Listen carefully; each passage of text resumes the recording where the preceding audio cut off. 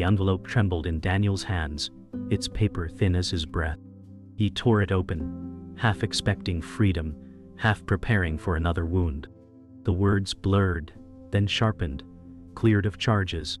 His knees buckled, not from relief, but from the weight of years wasted. Daniel whispered, "I paid every debt but one." The mirror across the room reflected his gaunt face, 38 years carved by regret, not crime. The silence mocked him louder than verdicts. He thought of Emily's unanswered calls, his father's grave without flowers, his wife's last goodbye heavy with doubt. He clutched the letter like a receipt for a life he no longer recognized. The ink screamed freedom, yet the man in the mirror still carried chains. And for the first time, Daniel realized forgiveness would never come from paper, or judges, or neighbors. It had to come from himself. That truth scared him more than any prison wall. Daniel sat in silence, the clock ticking like a hammer against his ribs. Every second mocked him for the years lost. He whispered, "Emily," as if the sound alone might summon her back. The memory of her tiny hand gripping his finger returned, sharper than the letter's words. He remembered promises he had made, promises he broke. He imagined her voice now, older, colder, asking why he never came home. The letter had freed him from judgment, but not from the weight of her silence. He clutched the crumpled paper tighter, whispering, "I owe her more than truth." The rain outside pressed harder against the window, like the world reminding him that freedom was not forgiveness. His chest tightened with the knowledge that the fight ahead would not be in courts but in living rooms, phone calls, and the fragile spaces between trust and betrayal. The phone sat on the counter like a dare. Daniel stared at it, fingers twitching, throat tight. He thought of dialing Emily's number, but the weight of unanswered calls crushed his courage. His mind replayed her voicemail. "Not today, Dad." That phrase had cut deeper than any sentence a judge could deliver. He muttered, "Coward," under his breath, knowing he feared her rejection more than the truth. The letter meant nothing if her silence stayed. He imagined her scrolling past his name, choosing not to answer, a decision that erased him with a swipe.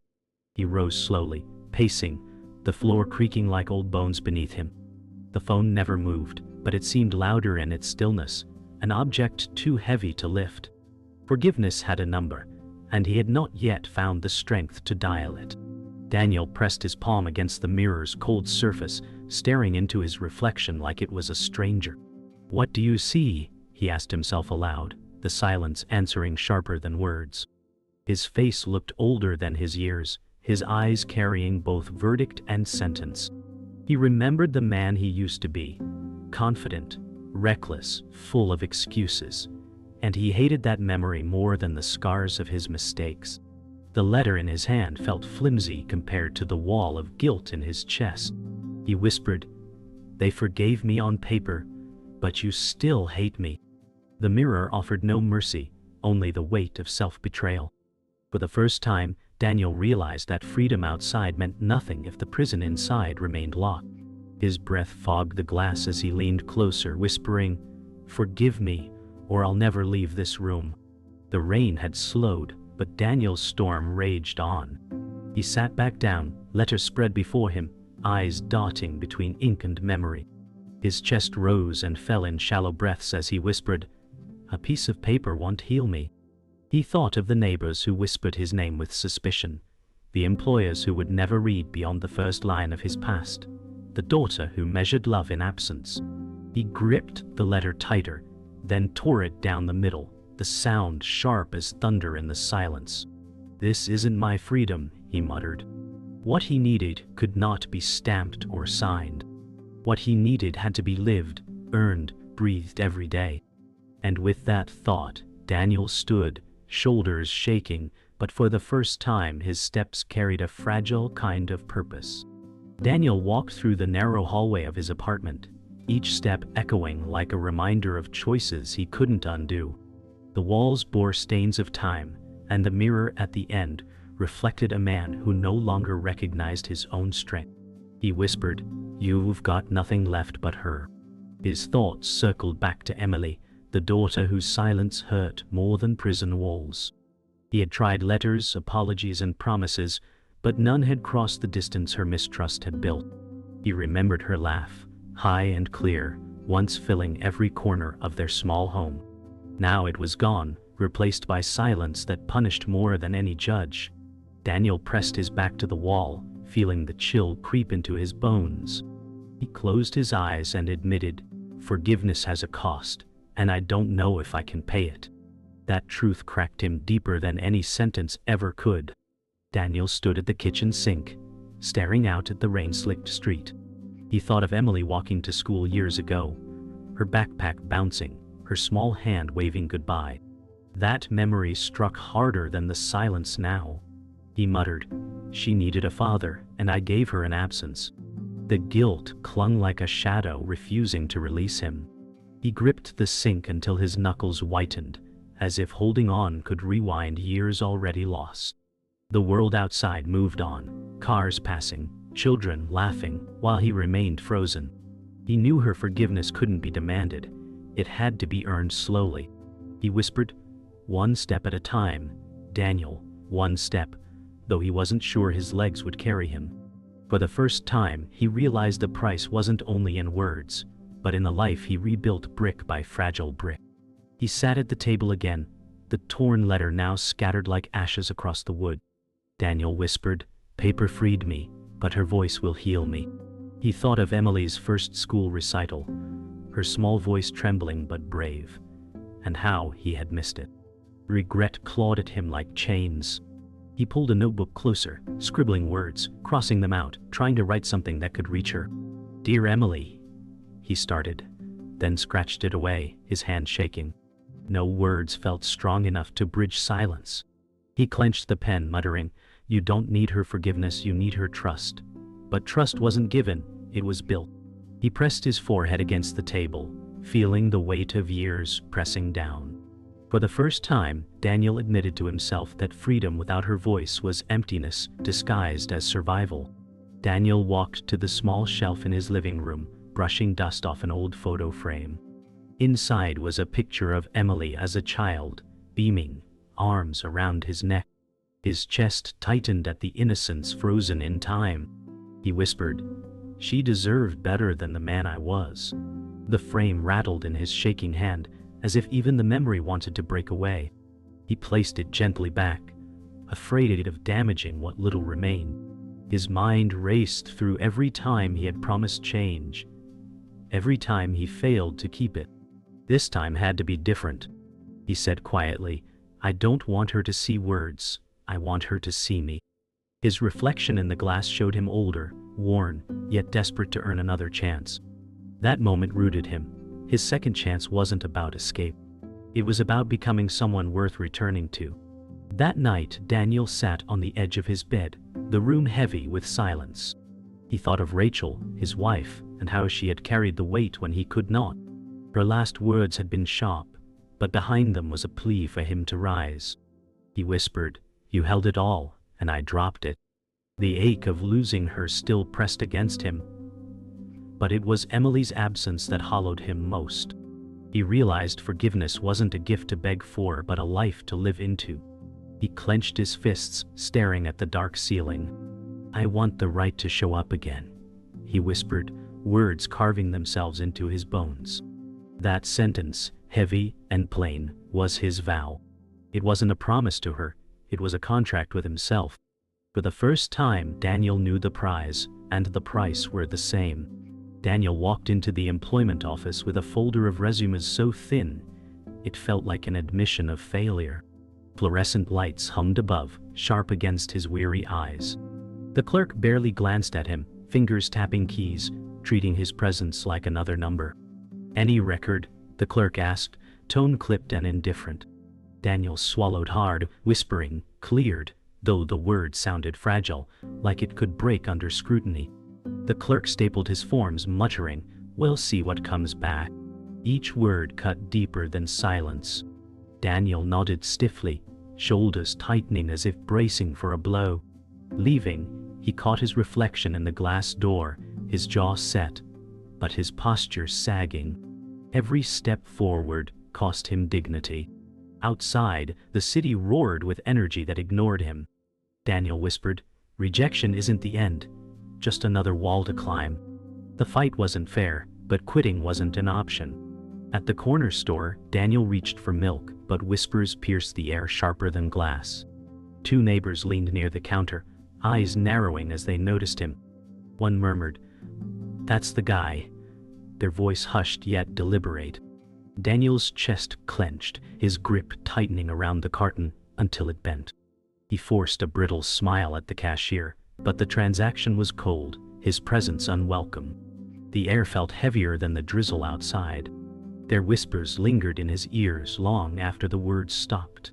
Daniel walked out into the rain, the gray sky pressing judgment like another jury.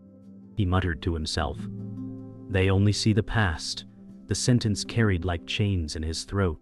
Still, he clutched the carton, whispering, "Prove them wrong." Each step down the slick sidewalk felt like walking through quicksand, but he kept moving because stillness was surrender. The bus hissed to a halt, brakes squealing like judgment itself. "What?" Daniel stepped inside, dropping coins into the tray, the metallic clang echoing too loudly in the quiet air. The driver's stare lingered a second too long, making Daniel's skin prickle. He shuffled down the aisle, eyes downcast, but conversations hushed as though carried away by suspicion. He sank into a seat at the back, staring at the scuffed floor, refusing to meet their gazes. A child whispered to his mother, "Who is he?" The mother hushed quickly, but the damage was done. Daniel clenched his fists, his whisper muffled, "Not who I was, who I am now." Each bump in the road rattled memories of shackles and cells. By the time he stepped off, his chest burned as though he had run a marathon. Every bus ride was a trial without jury, a sentence without end. The community center smelled faintly of coffee and linoleum polish, its folding chairs arranged in uneven rows. Daniel sat waiting, stomach tight, hands gripping his knees. A man approached, voice firm but not unkind. "Daniel?" He looked up to see Mark, steady eyes, presence calm but commanding. Mark introduced himself, a sponsor, someone who had walked with men through storms like his. "I don't care what paper says," Mark stated. "I care what you do." Daniel's throat tightened, words failing. He whispered, "I'm tired of promises." Mark's voice cut back, "Then stop making them, start proving them." The honesty was sharp, almost painful, yet it felt like medicine. For the first time, Daniel sensed this wasn't pity, it was accountability. And maybe accountability was the only gift he could trust. He nodded, fragile resolve sparking like a match in the dark. Later that night, Daniel sat across from Mark at a scarred wooden table in the corner of the center. Between them lay papers, job listings, schedules, rules that felt heavy as stones. Daniel rubbed his temples, muttering, "Feels like more chains." Mark's eyes narrowed, calm yet firm. "Not chains, keys, if you use them." The words lodged in Daniel's chest, sharp but clarifying. Structure wasn't a punishment, it was scaffolding. Mark leaned closer. "You want Emily back?" Daniel's throat constricted, eyes burning as he nodded silently. "Then show up. On time. Every time. No excuses." Simple words, yet they struck harder than judgment. Daniel whispered, "One brick at a time," voice trembling but resolute. Mark's gaze softened for the first time, just slightly, like approval withheld until earned. In that moment, Daniel understood his greatest battle wasn't against others. It was against the voice inside waiting for him to fail. Daniel shuffled through a stack of documents Mark had given him, expecting forms and job leads. Instead, one folder bore his name in bold letters. He opened it slowly, and his breath caught. Inside was a copy of a victim's statement, written years ago by Rachel. Her words weren't only about his mistakes, they were about Emily's pain. He left her waiting by the window every night, it read, each line like a blade. Daniel whispered, "They never told me." He pressed a palm to his forehead, shame boiling through his veins. Mark's voice broke the silence, steady but heavy. "Forgiveness isn't denial, Daniel. It's earned truth." Daniel looked up, his eyes raw. The past wasn't what he thought, it was worse. Now he had to decide whether to face Emily with this truth, or keep her from reliving wounds. That night, Daniel sat alone. The statement pages spread across his bed like shards of glass. Every sentence Rachel had written echoed Emily's silence. He muttered, "She carried scars I never saw."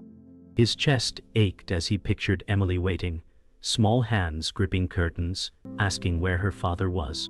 The paper smelled of ink and finality, as if the past refused to fade. He whispered, "I wanted forgiveness, but I never gave her the truth." The words weighed heavier than chains. For years, he had told himself the damage was only his. Now he saw it belonged to Emily too. He stared at the ceiling, the silence louder than thunder, and realized the second chance he wanted required reopening wounds. No one asked to revisit. He whispered, "The only way through is the truth, even if it breaks us." At the community center the next morning, Daniel slammed the folder onto the table before Mark. "Why didn't anyone tell me?" His voice cracked, more pain than anger. Mark stayed calm, hands folded, eyes steady. "Because you weren't ready to hear it," he said. Daniel's fists shook. "She wrote this years ago. Every day she waited, and I left her." His voice dropped to a whisper. "I wasn't a father, I was a shadow." Mark leaned in, his voice firm. "Now you see the wound. What will you do with it?" The room fell silent, only the hum of lights overhead filling the space. Daniel exhaled, chest heavy, realizing his second chance wasn't about earning back his reputation. It was about confessing to the pain he had hidden from. He muttered, "Then I have to tell her everything." Daniel sat outside a coffee shop, hands trembling around a cooling cup.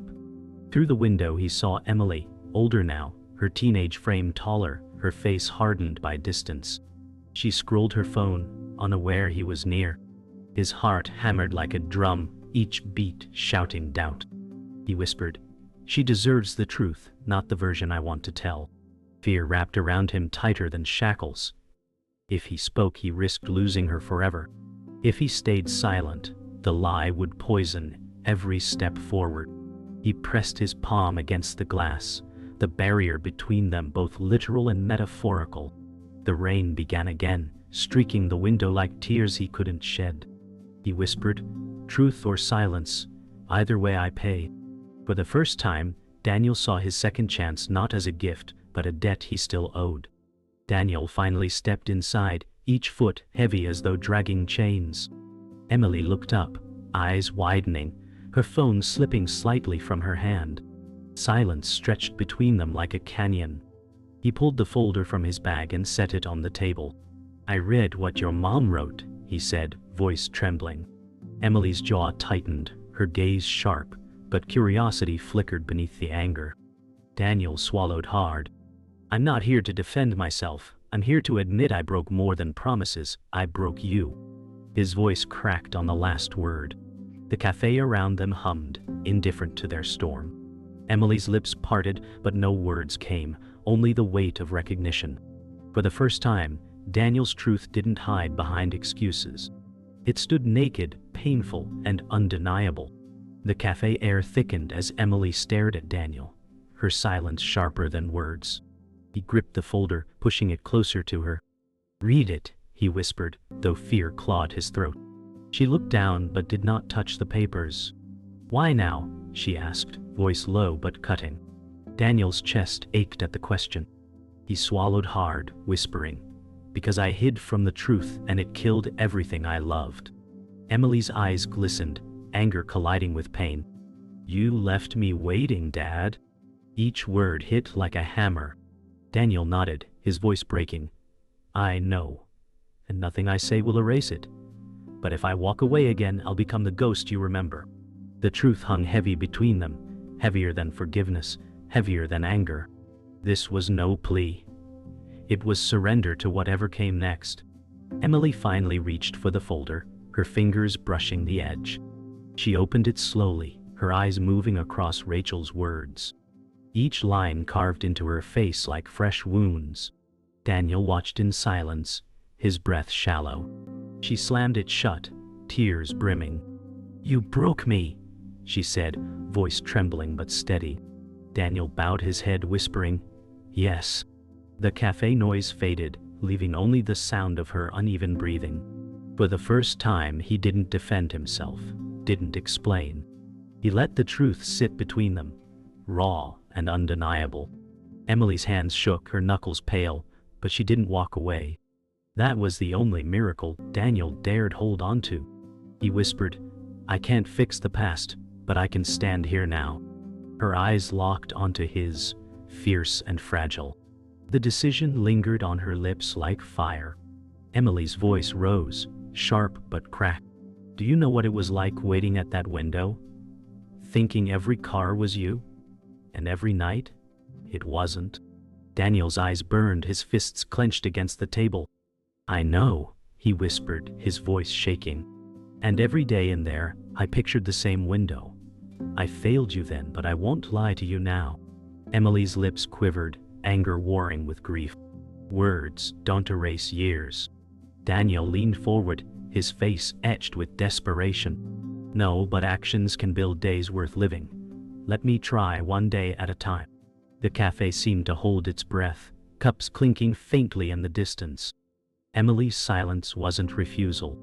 It was a pause that could shatter into rejection or soften into possibility. Daniel realized this was the moment that could not be undone. Daniel exhaled slowly, steadying himself. "Emily, I don't expect forgiveness. I expect work. Every day, every step." His voice broke, but his eyes held steady. Emily blinked, her tears sliding unchecked. She whispered, "What if I can't trust you?" Daniel's chest tightened, but he didn't flinch. "Then I'll keep showing up until you see I'm still here. Even if you never forgive me, I'll keep proving it." His words cut through the silence, sharper than promises, heavier than excuses. For the first time, Emily's gaze softened, only slightly, like ice cracking under pressure. "You always said that," she muttered, her voice shaking. Daniel shook his head. "No, I used to say it. This time, I'll live it." The moment shifted. His vow became not just words, but an irreversible contract with himself. The silence stretched, but Emily didn't leave. She wiped her eyes roughly, her voice low but clear. "Then prove it." The words were simple, yet they sealed everything. Daniel nodded, tears breaking free, his shoulders shaking. "I will," he whispered. The hum of the cafe returned, but the air between them had changed. Not healed, not whole, but shifted. Emily pushed the folder back to him, her eyes steady. She wasn't forgiving him, not yet. She was daring him to live his truth. Daniel understood. This was the cost of his second chance. Not applause, not erasure, but the daily weight of proof. He stood slowly, trembling, but taller than before. For the first time, he carried not just his guilt, but his vow. And that vow could not be undone. The morning after the cafe, Daniel woke to silence, but it felt different. It wasn't the suffocating silence of isolation. It was the quiet of something fragile left standing. He stared at the folded folder on his nightstand, Emily's fingerprints faint across the cover. He whispered, "She didn't forgive me, but she didn't walk away." For Daniel, that was everything. He rose slowly, every muscle aching with the weight of the vow he had spoken. He made coffee in the chipped mug he had carried for years, the steam curling into the air like a fragile promise. The world outside didn't change, but he had. He muttered, "Show up." It wasn't dramatic, but it was the beginning of a discipline stronger than regret. His freedom now had teeth. It demanded proof, routine, and presence. At the community center, Daniel arrived early, a rare sight for someone once known for excuses. Mark looked up from a desk, his eyebrow raised. "On time," he said flatly, but a faint trace of approval showed in his eyes. Daniel nodded, taking a seat without a word. The room smelled of paper and burnt coffee. The hum of voices building as others arrived. Daniel held his folded schedule like a lifeline. Mark leaned close, whispering, "Keep this up, and they'll stop looking at your past and start watching your present." Daniel nodded again, his jaw tight, but his chest lighter. He realized respect wasn't given by declaration, it was earned in repetition. Each tick of the clock carried less weight of the past, and more weight of proof. Daniel walked to a construction site 2 weeks later, steel beams towering above him, air heavy with dust and diesel. He handed a paper to the foreman who scanned it, eyes narrowing. "You worked time?" the foreman asked. Daniel's throat tightened, but he answered, "Yes, and I'll work twice as hard to prove I belong here." The foreman grunted, unimpressed, but nodded. "Clock in tomorrow, 6 sharp, don't be late." Daniel felt a rush of air leave his lungs, part fear, part relief. For the first time in years, someone gave him not a chance of sympathy, but a chance of labor. He whispered under his breath, "Earn it." The sound of hammers and saws around him became music, not noise. Each strike was a drumbeat for a future, not yet secure but possible. That evening, Daniel sat on a park bench, phone in hand, screen glowing against the twilight. His thumb hovered over Emily's number. He remembered her eyes across the cafe, anger, hurt, and something else he couldn't name. He pressed call, each ring pounding like a drum in his chest. She didn't answer. His heart sank, but then the voicemail clicked. He spoke softly, steady, "Emily, it's Dad. I'm not asking for anything. Just, I'm here. I'll be here tomorrow, and the next day." His voice cracked, but he didn't erase it, didn't redo it. He ended the call, sliding the phone back into his pocket. The silence afterward wasn't defeat, it was proof he tried. A second chance wasn't about doors swinging open. It was about knocking, even when no one answered. Weeks later, Daniel's hands were raw with calluses, his body sore from long shifts. Yet every morning he rose early, every evening he left tired but unbroken. Neighbors still stared, but whispers softened when his steps grew steady. At the community center, Mark nodded as Daniel checked in, no words needed. One night, Daniel returned home to find a note slipped under his door. His hands shook as he opened it. In simple handwriting, Emily had written, "I heard your message. I'm not ready, but I see you're trying." Daniel pressed the note to his chest, tears falling freely. It wasn't forgiveness. It wasn't reunion. But it was a seed of hope, small but alive. He whispered, "That's enough for today." His second chance wasn't a finish line. It was a road he would walk one step at a time. Daniel walked home late, work boots heavy with dust, body aching from hours of labor. Yet his steps carried a steadiness they hadn't before.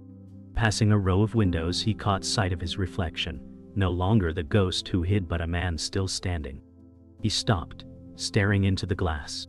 The man looking back wasn't free of guilt, but he was no longer drowning in it. He whispered, "You're not forgiven, but you're fighting." The reflection nodded silently, as if it agreed. The night air smelled of rain and asphalt, cool against his sweat-soaked shirt. He turned away, gripping the strap of his bag tighter. His second chance wasn't shiny, it was raw, bruised, and unsteady. But it was real. For the first time, Daniel felt he could carry his reflection forward, not hide from it. At the community center, Daniel finished stacking chairs after a meeting. Mark approached quietly, watching. "You've kept showing up," he said, voice low but edged with respect. Daniel nodded, sweat on his brow, chest heaving. "It's all I've got," he replied. Mark laid a firm hand on his shoulder. "That's more than most." Daniel felt the weight of those words more than praise. It was recognition, something he hadn't earned in years. He looked around the empty hall, once a place of shame, now a place of rebuilding. He whispered, "Every day one brick." Mark smiled faintly, walking away, leaving Daniel alone with the silence. This time silence didn't crush him, it grounded him. He stood taller, holding the broom like a banner instead of a burden. Work had become proof, not punishment. Daniel sat on the same park bench where he had once left Emily a voicemail. This time his phone buzzed. A message from her appeared, "I'm not ready for lunch, but maybe a walk." His throat tightened as he read it again. each word a fragile lifeline. He whispered, "She's opening the door a crack." His chest swelled with a mixture of fear and hope. He didn't text back immediately. He sat with it, letting the moment breathe, letting himself believe it was real. The park around him buzzed with life, children laughing, dogs barking, leaves rustling in the breeze. For once the world didn't feel like it was against him. It felt like it was waiting with him. He finally typed back, "Whenever you're ready, I'll be there." Weeks later, Daniel stood at Emily's school gates, waiting quietly. Students poured out, laughter filling the air. He spotted her in the crowd, her face sharper, older than the girl in the photos he kept. Their eyes met briefly. She didn't smile, but she didn't look away either. She walked toward him, headphones dangling from her pocket, posture cautious but steady. Daniel's heart pounded. He whispered, "Don't rush, just be here." When she reached him, she didn't speak. She simply slowed her pace, letting him fall in step beside her. They walked in silence, the simplest act, yet the loudest proof of his fight. For Daniel, that short walk was heavier than a trial, deeper than an apology. It was a beginning he thought he'd never touch again. That night, Daniel stood before his cracked mirror once more, the same one that had haunted him at the beginning. His reflection stared back, tired but steadier, eyes no longer hollow. He whispered, "You're not free, you're not forgiven, but you're still here."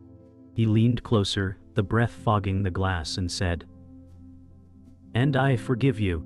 The words startled him, small but heavy, the first time he had offered himself the grace he had begged from others. He closed his eyes, letting the weight shift inside him. For years the mirror had been a prison. Tonight, it became a witness. He turned away, shoulders straight, steps steady. For the first time, Daniel didn't fear tomorrow. His final thought lingered, sharp and unshakable. Second chances aren't free. I'm paying in full.